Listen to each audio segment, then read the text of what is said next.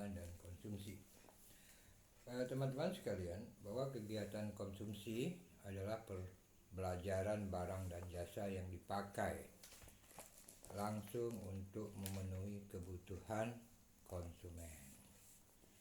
Kemudian penentuan besarnya belanja yang akan digunakan untuk kegiatan konsumsi dan juga menabung adalah besarnya disposable income atau pendapatan disposable ya.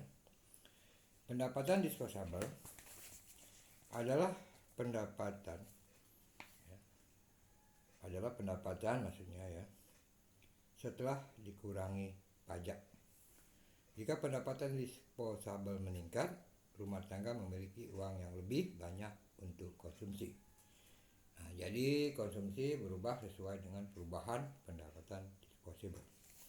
Nah, di sini ada fungsi konsumsi itu menunjukkan hubungan antara konsumsi dan semua faktor yang menentukan besarnya konsumsi.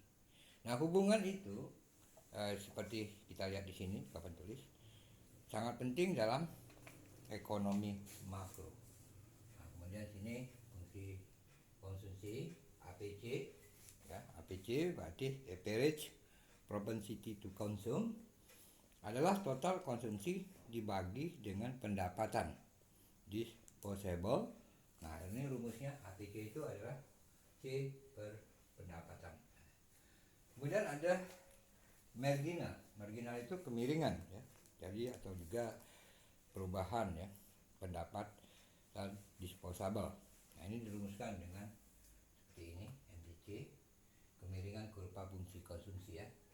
Nah, sini ada 4 ciri fungsi konsumsi. Pertama, terdapat titik impasse atau disebut juga dengan break even ya.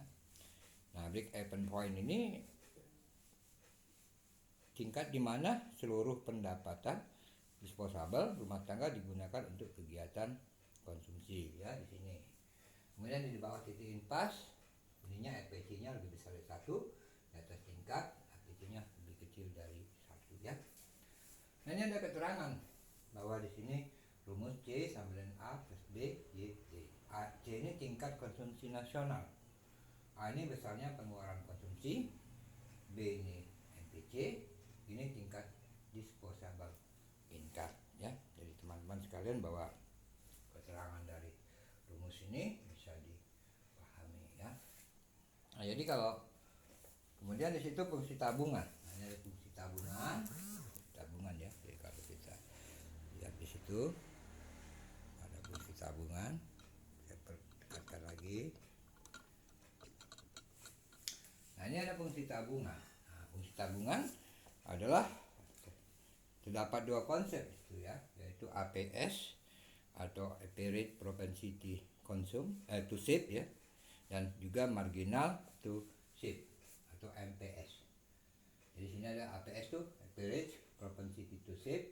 Nah, itu dirumuskan seperti ini, APS sama dengan tabungan per pendapatan disposable ya.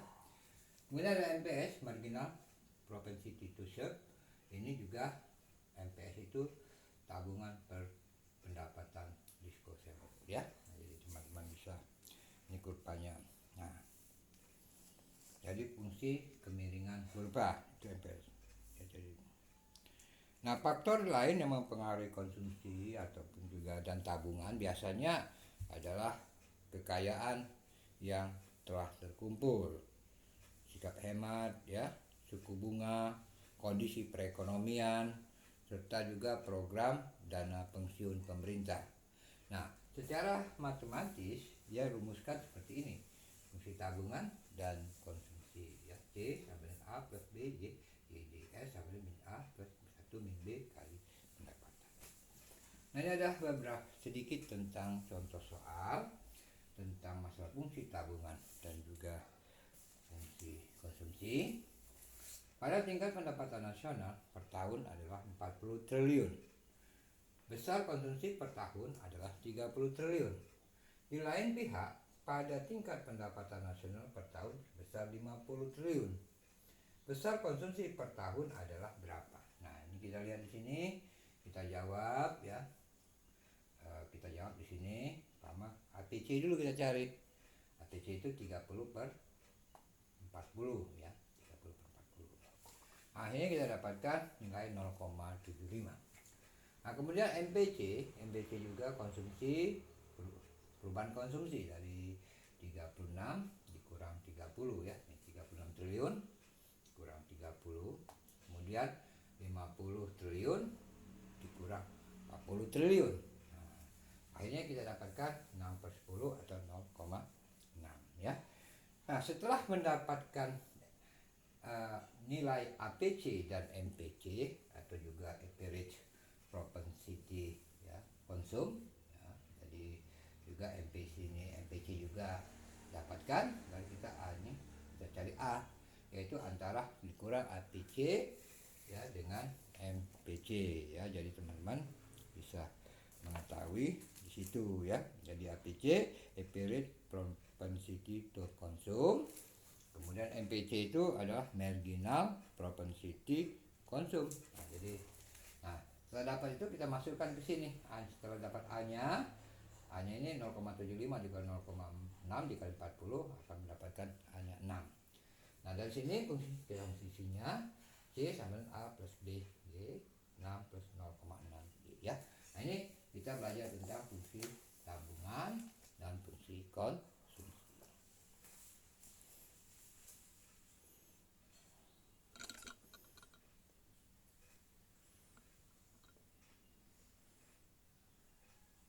Ya, jadi fungsi konsumsi ada 4 ciri konsumsi. Kita bisa perhatikan di situ.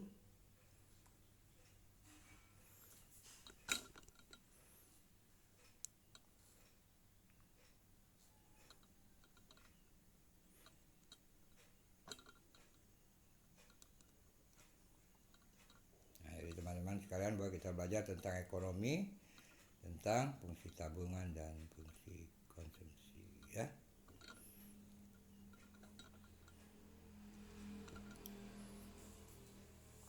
Jadi teman-teman sekalian, bahwa kegiatan konsumsi itu pembelanjaan barang dan jasa yang dipakai langsung untuk memenuhi kebutuhan konsumen ya. Jadi kalau umpama, kemudian di situ ada juga faktor-faktor yang mempengaruhi konsumsi. Saya ulangi lagi, dan tabungan itu adalah kekayaan yang telah terkumpul, kemudian sikap hemat, suku bunga, kondisi perekonomian, serta program dana pensiun pemerintah ya. Itu termasuk faktor-faktor yang mempengaruhi konsumsi dan juga tabungan ya. Jadi sini ada, nah sini ada konstanta menunjukkan 1 pada saat pendapatan disposable sama dengan 0, dan biasa disebut autonomous consumption ya. Nah, jadi kalau tingkat konsumsi itu seperti ini ya.